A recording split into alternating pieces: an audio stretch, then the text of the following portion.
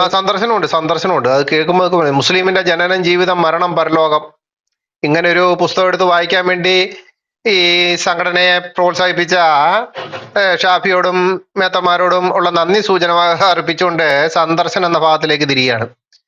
അബൂ സയ്യിദ് അൽ ഖുദരി നബിയിൽ നിന്ന് റിപ്പോർട്ട് ചെയ്യുന്നു, ശനിയാഴ്ച തോറും സന്താനങ്ങൾ പിതാക്കളെ സന്ദർശിക്കുന്നു. ഞായറാഴ്ചകളിൽ പിതാക്കൾ സന്താനങ്ങളെ സന്ദർശിക്കുന്നു. ഇത് വരത്തുപോക്കാ കേട്ടോ. ശനിയാഴ്ച മക്കളെല്ലാം കൂടെ അപ്പന്റെ അടുത്തേക്ക് ചെല്ലുന്നു, ഞായറാഴ്ച അപ്പന്മാരെല്ലാം അവിടെ മക്കളെ സന്ദർശിക്കും. ഇത് വരത്തുപോക്കാ. തിങ്കളാഴ്ച ശിഷ്യന്മാർ ഗുരുനാഥന്മാരെ പോയി കാണുന്നു. ചൊവ്വാഴ്ച ഉണ്ടല്ലോ മക്കളെ, ചൊവ്വാഴ്ച ഉസ്താക്കന്മാർ വിദ്യാർത്ഥികളുടെ അടുത്ത് എത്തുന്നു. എന്ന് പറഞ്ഞ വെളിച്ചെണ്ണയും കൊണ്ട് വരുന്നു, അങ്ങനല്ലേ? വെളിച്ചെണ്ണയും കൊണ്ട് വരുന്നു. ഞാൻ പറയും, ചൊവ്വാഴ്ച ഉസ്താക്കന്മാര് പിള്ളേരുടെ അടുത്ത് എത്തുന്നുണ്ട്. അന്ന് എണ്ണയുടെ കച്ചവടം ഉണ്ടായിരിക്കുന്നതാണ്, വെളിച്ചെണ്ണ കച്ചവടം ഉണ്ടായിരിക്കുന്നതാണ്. ഇപ്പഴും ഒരു ഡൗട്ട്, ഈ അപ്പനാണെന്ന് അറിയാത്തവരെ എപ്പോഴാണ് ഈ വന്ന് കാണുന്നത്? അല്ല, ഞാൻ വേറെ സംശയം ചോദിക്കട്ടെ, മുഹമ്മദിനെ അബ്ദുള്ള വന്ന് കാണുമോ, അബ്ദുൾ മുത്തലിബ് വന്ന് കാണുമോ? അത് ആമിനയോട് ചോദിക്കേണ്ടി വരും, ആരെ അടി വിളിക്കണ്ടേ. അയ്യോ, അങ്ങനെയാണെ ലിസ്റ്റ് തീരുവോ?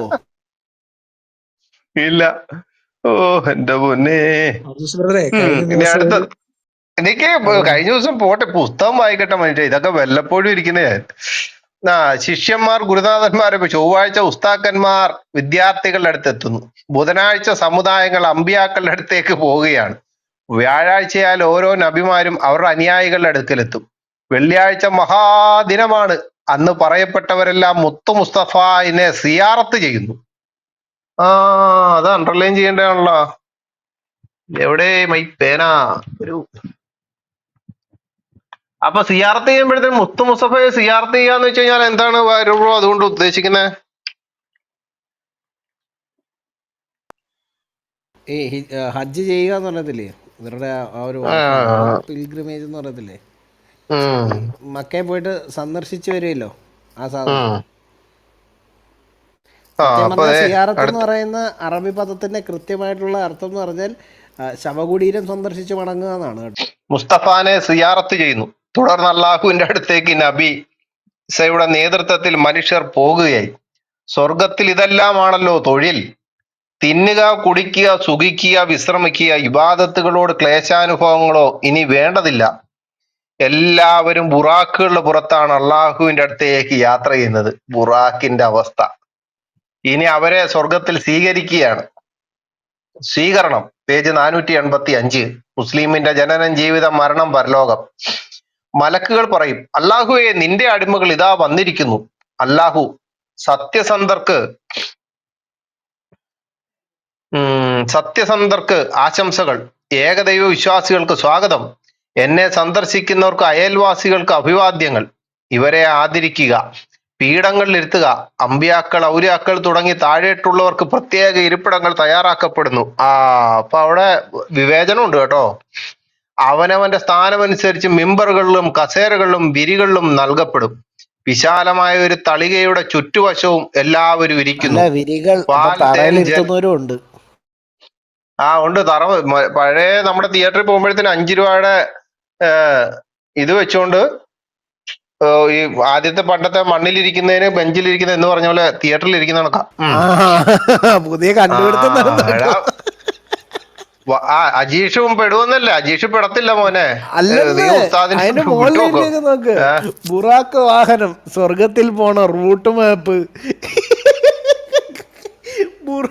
ഗൂഗിൾ മാപ്പ് എന്ന് കേട്ടിട്ടുണ്ട്, ബുറാക്ക് മാപ്പ് എന്ന് ആദ്യമായിട്ട് കേൾക്കും കേട്ടോ. ഇനി കേട്ടോ, ഇത് എന്തിനാ ബെഞ്ചിലൊക്കെ ഇരുത്തുന്നറിയോ? കേട്ടോ, കസേരകളും വിരികളും നൽകപ്പെടും. വിശാലമായൊരു തളികയുടെ ചുറ്റുവശവും എല്ലാവരും ഇരിക്കുന്നു. പാൽ, തേൻ, ജലം, മദ്യം തുടങ്ങി ഒട്ടനവധി പാനീയങ്ങൾ വിളമ്പപ്പെടുകയായി. പിന്നീട് വസ്ത്രങ്ങൾ, ആഭരണങ്ങൾ എന്നിവ ഇഷ്ടാനുസരണം ധരിപ്പിക്കുന്നു. അപ്പൊ തുണിയില്ലാതെ ചെന്നിരിക്കുന്നത് കേട്ടോ. വട്ടം കൂട്ട് കസേരയിൽ താഴേക്ക് ഇരുത്തുന്ന തുണിയില്ലാതാണെന്ന് തോന്നുന്നു കേട്ടോ. ആ, ധരിപ്പിക്കുന്നു. കസ്തൂരി, അൻപർ തുടങ്ങിയ സുഗന്ധങ്ങൾ പുകപ്പിക്കണം. ആ ശരിയാ, നല്ല മാറ്റമായിരിക്കും. ഇതെല്ലാം എണ്ണോ ഇത് തിന്നിട്ടല്ലേ ചെല്ലുന്നേ. ഇന്നത്തെ ദിവസം സർവ സന്തോഷമാണെന്ന് അള്ളാഹു പറയുന്നു. ഓ, അടിച്ചു പൂക്കുറ്റിയായി. ആ, കാരണം ഇത്ര എണ്ണം അവിടെ ചെല്ലുമ്പോ ഇവരെല്ലാരും തുണിയില്ലാതെ ചെല്ലുന്ന കാണുമ്പോ അള്ളാഹുവിന് ഒരു സന്തോഷമാണ് കേട്ടോ. വല്ലാത്തൊരു സന്തോഷമാണ് അള്ളാഹുവിന്. ആ, ഇനി മാളിക വീട്, അവിടെ ഉണ്ടാക്കിയിരിക്കുന്ന വീടാണേ. ഈ വാര്യ ബ്രോ, അത്രയും യാ പോയെന്ന് തോന്നുന്നു. ആ, ന്യൂക്ലിയർ ബ്രദർ ഒക്കെ ഉണ്ടല്ലോ. ബ്രദറെ, പണ്ട് നമ്മള് ഈ നബീലൊക്കെ ഉണ്ടായിരുന്ന ഒരു ഗ്രൂപ്പില് ഈ ഈസയുടെ അമ്മ മറിയത്തിനെ മുഹമ്മദ് നിക്കാഹി എന്ന് പറഞ്ഞപ്പോഴത്തേന് അതൊരു വെബ്സൈറ്റിൽ ഉണ്ടായിരുന്നതാണെന്നും പറഞ്ഞുകൊണ്ട് ഇവന്മാര് വലിയൊരു പ്രശ്നം ഉണ്ടാക്കിയത് ഓർക്കുന്നുണ്ടോ? ഉണ്ട്. ഉണ്ടല്ലോ. ആ, എന്നാ ഈ പുസ്തകം മുസ്ലിമിന്റെ ജനനം, ജീവിതം, മരണം, പരലോകം, TVM മൂർക്കടവ് എന്ന് പറയുന്ന അദ്ദേഹം എഴുതിയിരിക്കുന്ന ഈ പുസ്തകത്തിന്റെ 485 പേജ് മാളിക വീട് ആ ഭാഗത്ത് എഴുതിയിരിക്കുകയാണ്. സ്വർഗലോകത്ത് നബീസ പുതിയ വിവാഹങ്ങൾ നടത്തുന്നുണ്ട്. ആ, പുള്ളി ഇതല്ലാളാ. ഫിറൌന്റെ ഭാര്യയായിരിക്കെ തന്നെ മുസ്ലിമായി ജീവിച്ചു.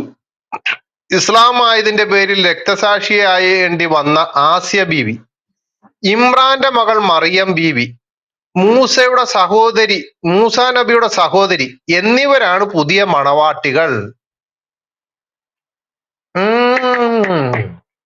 ഏ, എങ്ങനുണ്ട്?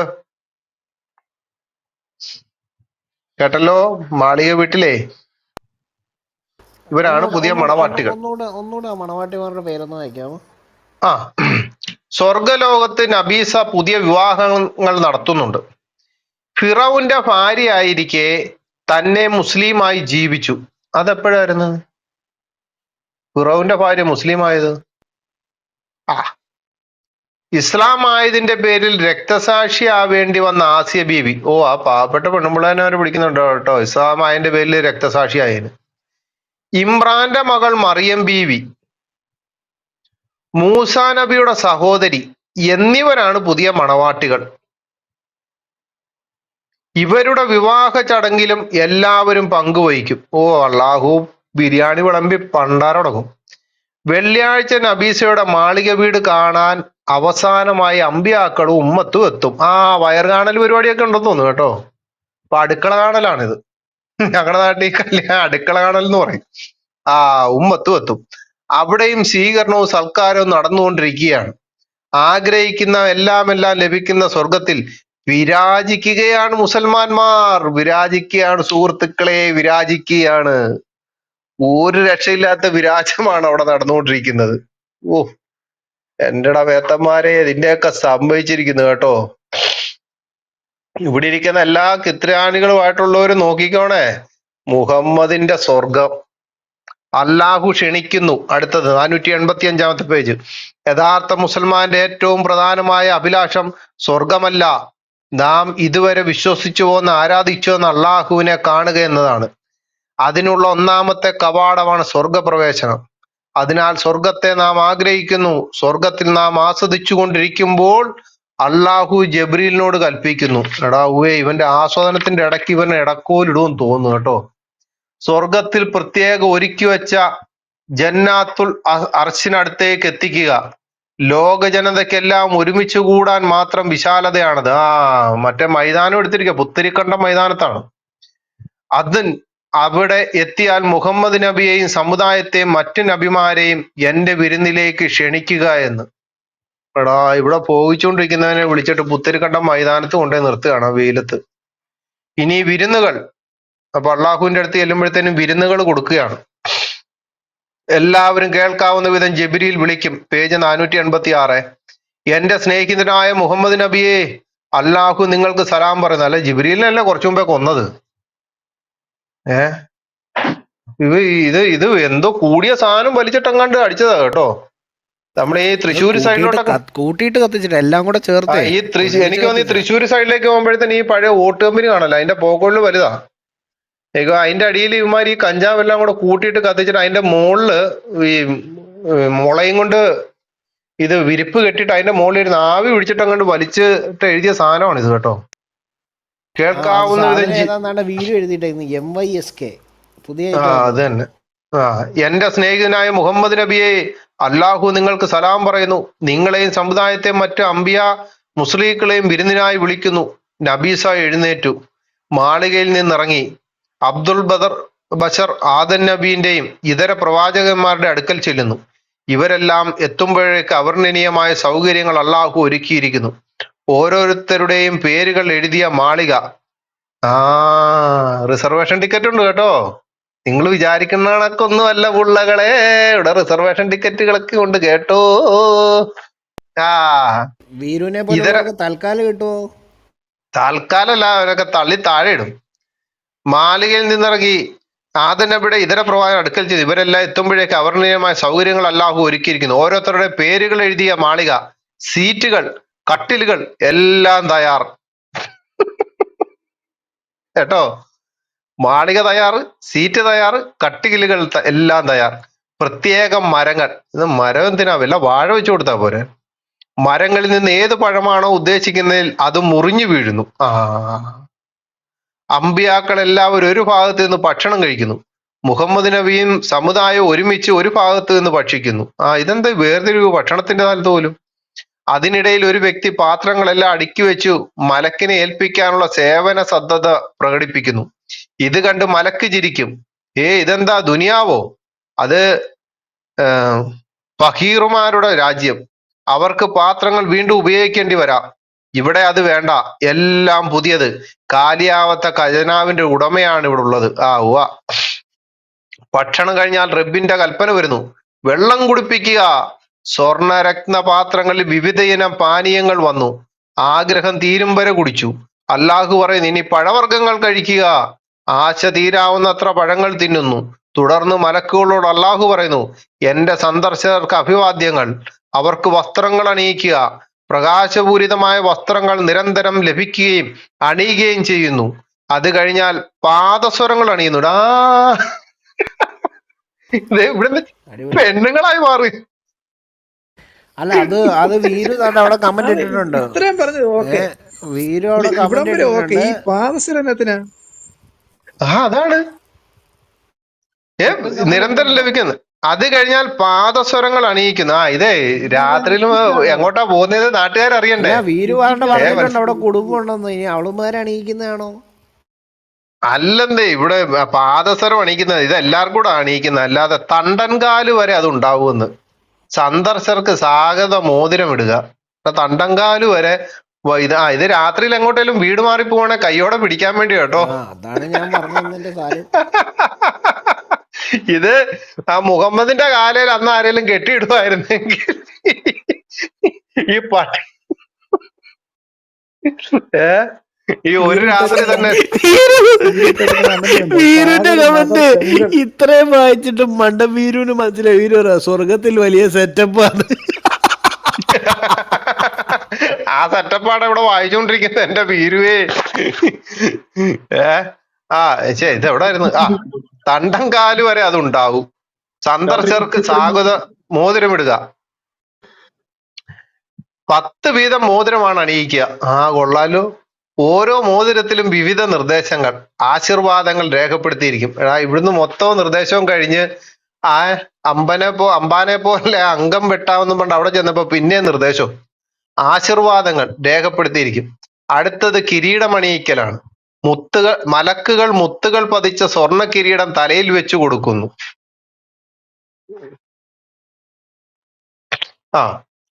സൂര്യനെ വെല്ലുന്ന പ്രകാശമാണിത്. ഈ ചടങ്ങ് കഴിഞ്ഞാൽ മലക്കുകളോട് അല്ലാഹു നിർദ്ദേശിക്കും, സുഗന്ധം പൂശിക്കൊടുക്കുക. കസ്തൂരി, അൻബർ തുടങ്ങിയ സുഗന്ധങ്ങൾ പൂശിക്കൊടുക്കുന്നു. ഊറുകളുടെ ഒപ്പനയും ഊറുകളുടെ ഒപ്പന ഉണ്ടോ? പിന്നെ ഗാനാലാപനവും ഹൂറിയുള്ള ഒപ്പനയുണ്ട്. ഇവിടെ കിടന്നിട്ട് കാക്കാമാരെന്താ പറയുന്നത്, മേത്തന്മാര് ഒപ്പന പാടില്ല, പാട്ടുകൾ പാടില്ല, യേശുദാസിന്റെ പാട്ട് പാടിയിട്ട് ഒരുത്തനേലും നേരായിട്ടുണ്ടെങ്കിൽ ഉള്ളം കയ്യേന്ന് കൂടെ പറിക്കാ എന്നും പറഞ്ഞ ഒരുത്തൻ നടപ്പുണ്ട്. അവിടെ ഒപ്പനയും പാട്ടും ഒക്കെയാണ് കേട്ടോ. ഇനി സമ്മേളനം ഉണ്ട് കേട്ടോ. എല്ലാം കഴിഞ്ഞിട്ട് സമ്മേളനമാണ്. സംപൂജ്യരായ കലാസ്നേഹികളെ, അടുത്ത സമ്മേളനം നടക്കാൻ പോവുകയാണ്. ഏകദേശം അള്ളാഹുവിലേക്ക് അടുത്ത് വരികയാണ്. ഇത്ര നേരം അടുത്തില്ല അന്നേരം. അതിനിടയിൽ ഒരു സമ്മേളനം നടക്കുകയാണ്. ബാനറൊക്കെ വലിച്ചു കെട്ടിയിട്ടായിരിക്കും. അള്ളാഹു പറയുന്നു, മലക്കുകളെ നിങ്ങൾ സ്റ്റേജ് ഒരുക്കുക. ഞാൻ എന്ത് പറഞ്ഞു? സ്റ്റേജ് കെട്ടിയുള്ള ഇടപാടായത്. ഓരോരുത്തർക്ക് നിശ്ചയിച്ച പദവിയിൽ ഇതൊന്ന് യൂട്യൂബ് ആക്കണമല്ല. പേജ് എല്ലാം കൂടെ കാണിച്ചൊന്ന് യൂട്യൂബ് ചെയ്യണമല്ലോ. ശരിയല്ലേ അത് ഭാര്യ? ചെയ്യണം. പിന്നല്ലേ, അടിപൊളിയായിട്ട് തീർച്ചയായിട്ടും. ഇത് ചെയ്തില്ല പിന്നെ ഏതാ ചെയ്യുന്നത്? ഇതാ ഇതുപോലൊരു അടിപൊളി സാധനം. ആ എന്നിട്ടേ ഈ ബുക്ക് ഇപ്പൊ ഈ ബുക്ക് ഞാന് ഇനിയും ഉണ്ടെന്നുണ്ടെങ്കിൽ ഒന്ന് വാങ്ങിച്ചിട്ട് ഒന്ന് പാർസൽ ചെയ്തേക്കണം കേട്ടോ. ഇത് ഇത് ഞാനേ അജീഷ് ബ്രദറെ, ഇത് തിരുവനന്തപുരത്ത് മറ്റേ ഞാനേ ഇച്ചിരി ലേറ്റ് ആയിട്ടോ. ഏത് പുസ്തകം ഇത്? മുസ്ലിമിന്റെ ജനനം, ജീവിതം, മരണം, പരലോകം. ഇത് ഞാൻ തിരുവനന്തപുരത്ത് മറ്റേ പഴയ പുസ്തകം വിൽക്കുന്നില്ല, അവിടെ പോയപ്പോഴത്തേന് അവരുടെ നിന്ന് മേടിച്ചതാ. ആ നോക്കട്ടെ, വേറെ എവിടെയെങ്കിലും ബുക്ക് സ്റ്റാളുകൾ ഉണ്ടെങ്കിൽ ഞാൻ രണ്ടു മൂന്നെണ്ണം മേടിച്ചു നോക്കാം. ആർക്കെങ്കിലും ഒക്കെ വേണമെങ്കിൽ തരാം. സ്റ്റേജ് ഒരുക്കുക. ഓരോരുത്തർക്ക് നിശ്ചയിച്ച പദവിയിൽ അമ്പിയാക്കൾ കയറിയിരിക്കും. നബീസ വസീലത്ത് എന്ന സ്റ്റേജിൽ ഇരിക്കുന്നു. അള്ളാഹു വിളിക്കുന്നു, ഇബ്രാഹിം എഴുന്നേൽക്കുക, ഒരു പ്രസംഗം നടത്തുക. അദ്ദേഹം എഴുന്നേക്കും. തനിക്കിറക്കിത്തന്ന ഏടുകൾ ആദ്യാവസാനം വായിക്കുന്നു, ഇരിക്കുന്നു. മൂസ നബിയെ വിളിക്കുന്നു. മൂസ എഴുന്നേറ്റു. സമുദായത്തോട് സംബോധന ചെയ്യുക. മൂസ നബി എഴുന്നേറ്റ് തൗറാത്ത് വായിച്ച് കേൾപ്പിക്കുന്നു. ഈസാ നബിയോട് ജനങ്ങളോടൊന്ന് പ്രസംഗിക്കുക. അദ്ദേഹം എഴുന്നേറ്റ് നിന്ന് ഇഞ്ചിയിൽ പാരായണം നടത്തിയിരിക്കുന്നു. അടുത്ത ഊഴം ദാവൂദ് നബിക്കാണ്. ദാവൂദ് എഴുന്നേറ്റ് സബൂറിൽ നിന്ന് 10 അധ്യായങ്ങൾ ജനങ്ങൾക്ക് കേൾപ്പിക്കുക. വിവിധ ഈണങ്ങളിലായി സബൂർ വായിക്കുന്നു. ദാവൂദ് നബിയുടെ ശബ്ദമാധുര്യം കേട്ട് ജനം ആഹ്ലാദ തിമിർത്തിലാകും. പുള്ളി മറ്റേ ഇതാണ് കേട്ടോ, ഗണ്ണ സ്റ്റൈലാണെന്ന് തോന്നുന്നു. സന്തോഷം കൊണ്ട് കരഞ്ഞു പോകും. അവർ അല്പം ശാന്തരായാൽ റബ്ബ് ചോദിക്കും, ഇതിനേക്കാൾ നല്ല ശബ്ദം കേട്ടിട്ടുണ്ടോ? ഇല്ല നാഥാ, ഞങ്ങൾ കേട്ടിട്ടില്ല. അപ്പൊ ഇത് മറ്റേതാണ്, ഗണ്ണ സ്റ്റൈലാണ്. അല്ലെങ്കിൽ റംബ ഹോയ് ഹോയ് ഇതായിരിക്കും. വീണ്ടും അല്ലാഹു പറയും, പേജ് 487, മുഹമ്മദ് നബി മിമ്പറിൽ കയറി ത്വാഹ, യാസീൻ എന്നീ സൂറത്തുകൾ ഓതുക. മുമ്പറിൽ കയറി 2 സൂറത്തുകൾ ഓതും. ദാവൂദ് നബിയുടെ ശബ്ദത്തെക്കാൾ 70 ഇരട്ടി മാധുര്യമുള്ളതായിരിക്കും. അടിപൊളി. അത് ജനം അടിപൊളി. ഒന്നുകൂടി ആഹ്ലാദം പ്രകടിപ്പിക്കുന്നു. മലക്കുകൾക്ക് ആവേശത്തിന്റെ തിരയടിക്കും. ഊറികളും അജീഷ് ബ്രോ, ഈ മലക്കുകളെല്ലാം ചത്തുപോയില്ലേ? പിന്നെ ഇപ്പൊ മലക്ക എവിടെ നിന്ന്? അതെല്ലാം നേരത്തെ ജബ്രീലും മരിച്ചില്ലേ? ഇതേ ഹൂറികൾ കിടന്നുകൊണ്ട് ചാടുന്നു. പോണ്ടേ, തകർത്തു വാരുകയാണല്ലോ ഹൂറികള്. ഹൂറികളും സ്വർഗീയ ബാലന്മാരും സന്തോഷം കൊണ്ട് തുള്ളിക്കളിക്കുന്നു. തുള്ളിക്കളിക്കണ പുള്ളിപ്പുഴു, തുള്ളിക്കളിക്കണ തുള്ളിപ്പുഴു. അത് തന്നെ. അവസാനം അള്ളാഹുവിനെ കാണുകയാണ് സുഹൃത്തുക്കളെ. ഇത്ര അംഗം കഴിഞ്ഞിട്ട് അള്ളാഹുവിനെ കാണുകയാണ്. അള്ളാഹു ചോദിക്കുന്നു, അമ്പ്യാക്കളുടെയും മുർസലിങ്ങളുടെയും ശബ്ദം നിങ്ങൾ കേട്ടില്ലേ? അതെ കേട്ടു. നിങ്ങളുടെ റബ്ബിന്റെ ശബ്ദം കേൾക്കാൻ നിങ്ങൾക്ക് ആശയില്ലേ? അവരെല്ലാരും ഒന്നിച്ചു പറയും, അതെ. അല്ല, ഇത് വല്ലാത്ത തോൽവിയാണല്ലോ ഇത്. അപ്പൊ ഇടയ്ക്ക് വിളിച്ചതും പറഞ്ഞതും ഒന്നും ഇടയ്ക്ക് സമ്മേളനത്തിന്റെ ഇടയ്ക്ക് റബ്ബ് ചോദിച്ചു, ഇതിനേക്കാൾ നല്ല ശബ്ദം കേട്ടിട്ടുണ്ടോ? ഇല്ല നാഥാ, ഞങ്ങൾ കേട്ടിട്ടില്ല. ദേ ഇപ്പൊ ചോദിക്കാണ്, ആ റബ്ബിന്റെ ശബ്ദം നിങ്ങൾ കേൾക്കണോ?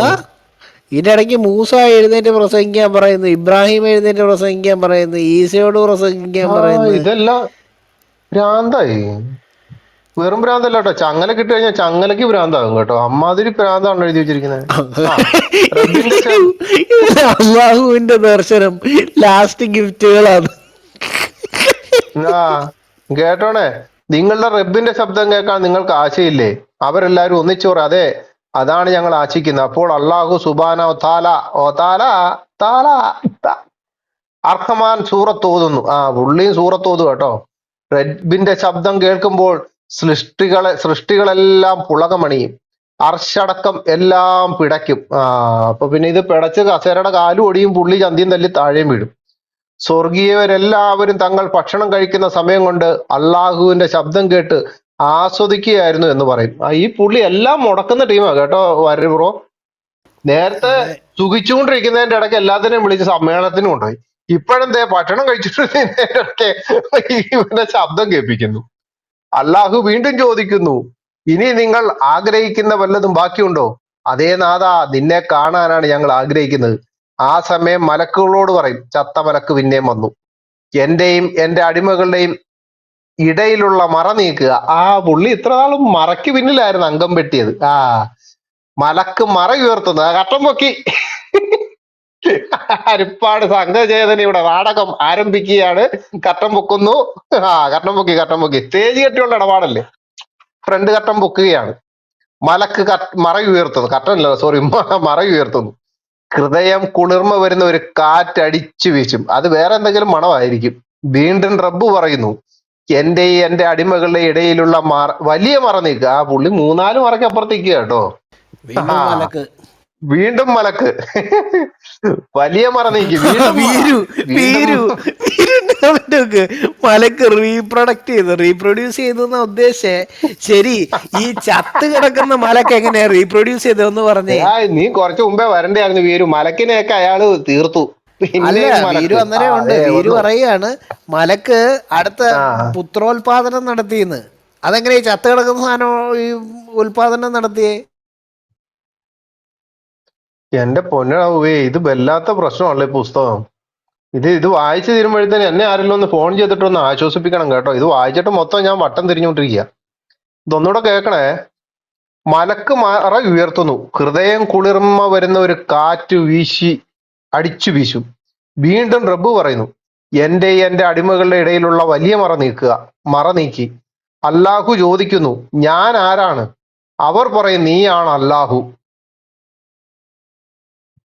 താൻ ആരാന്ന് തനിക്കറിയാമെങ്കിൽ താൻ എന്നോട് ചോദിച്ചു ഞാൻ ആരാന്ന്. അപ്പൊ ഞാൻ പറയാം താൻ ആരാന്നും നീ ആരാണെന്ന്. അപ്പോൾ പറയാണ്, നീയാണ് അല്ലാഹു. അല്ലാഹു പറയും, ഞാൻ സലാമാണ്. നിങ്ങൾ മുസ്ലിങ്ങളാണ്. ഇതെന്റെ ശബ്ദമാണ്, അതിനെ കേൾക്കുക. ഇത് എന്റെ പ്രകാശമാണ്, നിങ്ങൾ സാക്ഷീകരിക്കുക. മധ്യവർത്തി ഇല്ലാതെ എന്റെ അസ്തിത്വത്തെ കാണുക. നാഥനെ കാണുന്ന ഭാഗ്യവന്മാരിൽ റബ്ബ് ആലാ നാം എല്ലാവരും പെടട്ടെ, ആമീൻ എന്ന് പറഞ്ഞുകൊണ്ട് ഈ പുസ്തകം തീരുകയാണ് സുഹൃത്തുക്കളെ. ജന്മത്തിനായുള്ള ഊത്ത് നടത്താൻ അള്ളാഹു കൽപ്പിക്കും. ഈ ഊത്തില്ലാതെ ഒരു പരിപാടിയിൽ ഊത്ത് കൽപ്പിക്കും. ഊതുമ്പോൾ തേനീച്ചകൾ പോലെ ആത്മാക്കൾ കാഹളത്തിൽ നിന്ന് പുറത്തേക്ക് പറക്കും. എല്ലാ റൂഹുകളും ശരീരങ്ങളിലേക്ക് തിരിച്ചു പോകും. ആത്മാവും ശരീരവും യോജിക്കുമ്പോൾ കാഫറുകൾ വ്യാകുലതയോടെ ചോദിക്കും, ആരാണ് ഞങ്ങളെ പുനർജനിപ്പിച്ചത്?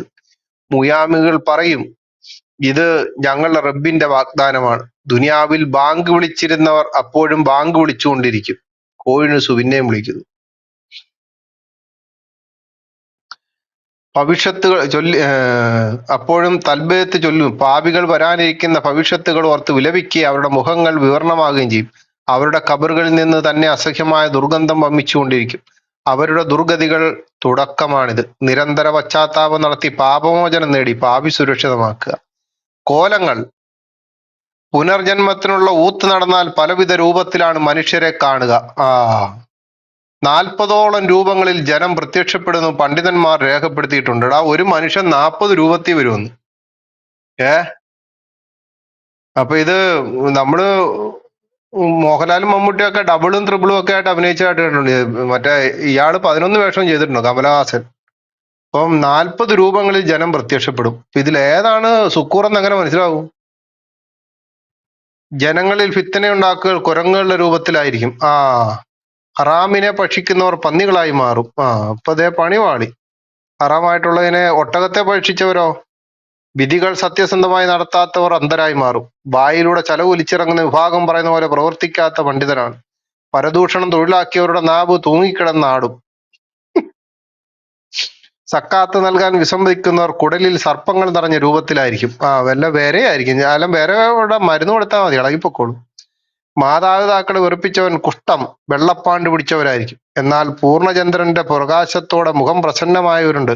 അമ്പിയാക്കൾ, പണ്ഡിതർ, രക്തസാക്ഷികൾ, ഹാഫിളൂങ്ങൾ തുടങ്ങിയവർ ഈ ഗണത്തിൽപ്പെട്ടതാണ്. ഈ പുസ്തകം വല്ലാത്ത പുസ്തകമാണ്.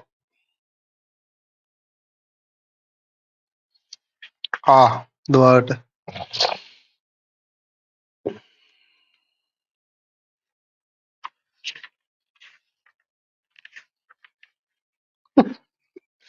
അടുത്തൊരു ഭാഗം കൂടെ വായിച്ച് ഞാൻ നിർത്തുകയാണ്. വേറെ ആർക്കെങ്കിലും എന്തെങ്കിലും പറയാനുണ്ടെങ്കിൽ പറയാം കേട്ടോ. അപ്പൊ ഞാനിത് വായിച്ചു നിർത്താൻ വേണം, ഒരു ഭാഗം കൂടെ വായിച്ചു നിർത്തിയാണ്. Page number 460. മുസ്ലിമിന്റെ ജനനം ജീവിതം മരണം പരലോകം. Page number 460. വിയർപ്പിന്റെ സാഗരം. എന്താണ്? വിയർപ്പിന്റെ സാഗരം. വിയർപ്പുകൾ ഒലിച്ച് ഭൂമിയിലേക്ക് ഇറങ്ങും. കപ്പലിന് സഞ്ചരിക്കാൻ മാത്രമുള്ള വിയർപ്പുകൾ തന്നെ ഉണ്ടാവും. ദുനിയാവിലെ പ്രവർത്തനങ്ങൾക്ക് അനുസൃതമായ വിധം വിയർപ്പുകളും വ്യത്യാസപ്പെട്ടുകൊണ്ടിരിക്കും. നെരിയാണി വരെയും തണ്ടൻകാല്, മുട്ടിൻകാല്, തുട, പൊക്കിൾ, കഴുത്ത്, വായ വരെയൊക്കെ വിയർപ്പിൽ മുങ്ങുന്നവരുണ്ട്. വിയർപ്പിൽ മുങ്ങി നീന്തുന്നവരും ഉണ്ടാകും. അത് ശരിയാ, ഈ ഒരു വർഷത്തോളം നിന്ന് ഈ പണിയാണല്ലോ, അപ്പൊ പിന്നെ വിയർത്ത് ഒഴുകാതിരിക്കത്തില്ലല്ലോ. ആ ജെന്റിൽ ബ്രോ ഇപ്പോഴാണോ വന്നത്? ജെന്റിൽ ബ്രോ, ജെന്റിലേ, നിങ്ങൾ വരാൻ താമസിച്ചു പോയി. ആ വിയർപ്പ് ഞാനിവിടെയായിരുന്നു. എന്തുവാ ശ്ശോ. ഞാനിവിടെ ഉണ്ടായിരുന്നു, കൊറേ വരാൻ. കേട്ടു. ആ അപ്പൊ ദേ അന്നേരം ഇനി വിയർപ്പിൻ ചൊവ്വാഴ്ച കേട്ടായിരുന്നു, ചൊവ്വാഴ്ച. ചൊവ്വാഴ്ച. അപ്പൊ ഇനി വിയർപ്പിന്റെ സാഗരം കൂടെ വായിക്കാം. വിയർപ്പുകൾ ഒലിച്ച് ഭൂമിയിലേക്ക് ഇറങ്ങും. കപ്പലിന് സഞ്ചരിക്കാൻ മാത്രമുള്ള വിയർപ്പുകൾ തന്നെ ഉണ്ടാവും. ദുനിയാവിലെ പ്രവർത്തനങ്ങൾക്ക് അനുസൃതമായ വിധം വിയർപ്പുകൾ വ്യത്യാസപ്പെട്ടുകൊണ്ടിരിക്കും. നരയാണി വരെയും തണ്ടൻകാല്, മുട്ടിൻകാല്, തുട, പൊക്കിൾ, കഴുത്ത്, വായ വരെയുമൊക്കെ വിയർപ്പിൽ മുങ്ങുന്നവരുണ്ട്. വിയർപ്പിൽ മുങ്ങി നീന്തുന്നവരും ഉണ്ടാവും. വല്ല ഫസ്റ്റ് പ്രൈസ് കൊടുക്കുവാണെങ്കിൽ നല്ലതായിരുന്നു. ഈ സമയങ്ങളിൽ തണുത്ത വെള്ളം കുടിക്കാൻ ലഭിക്കുന്ന ഒരു വിഭാഗമുണ്ട് ഇവിടെ. പ്രായപൂർത്തിയാവും മുമ്പ് മരണപ്പെട്ട കുട്ടികളുടെ മാതാപിതാക്കൾക്ക് ആ കുഞ്ഞുങ്ങൾ വെള്ളം നൽകി ആശ്വസിപ്പിക്കും എന്ന് കരുതി കുഞ്ഞുങ്ങളെ കൊന്നു കളയല്ലേ. ഇല്ല, ഒരുത്തി മാത്രമേ ഉള്ളൂ, പാലക്കാട് ഒരു കുഞ്ഞിന്റെ വിസ്മി വലിയ തലയറുത്ത് കളഞ്ഞത്. ഹോ, എന്റെ പൊന്നോ.